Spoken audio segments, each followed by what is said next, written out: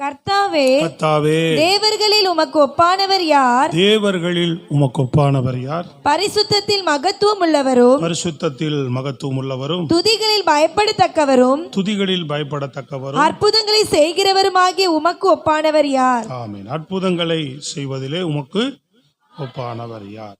தேவன் அற்புதங்களை செய்கிறவர். அல்லேலூயா.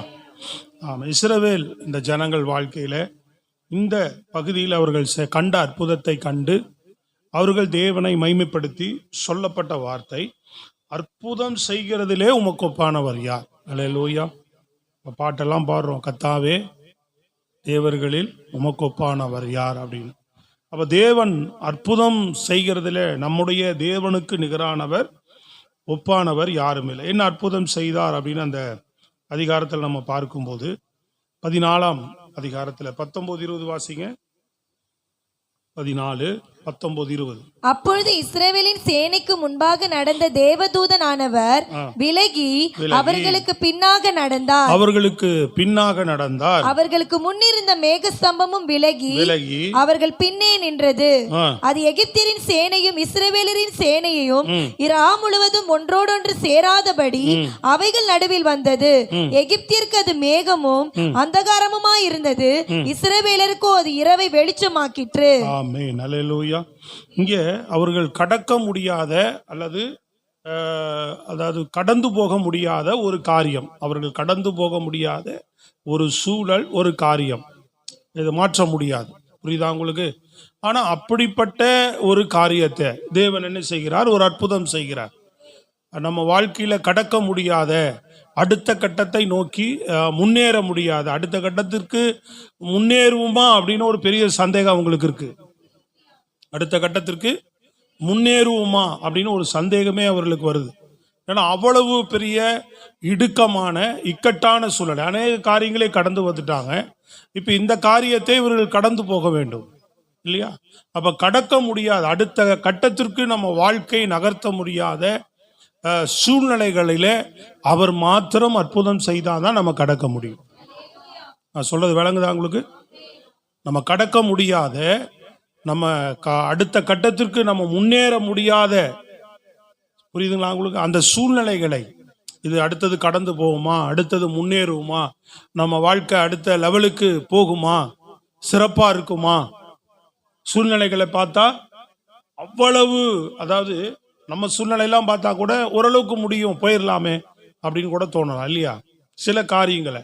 ஆனா இவங்க இந்த சூழ்நிலையை பார்க்கும்போது முடியவே முடியாது இது அப்படின்ற மாதிரி அவங்க பார்க்கறாங்க. இது முடியாது. ஆனா தேவன் அதை கடக்க பண்றார்.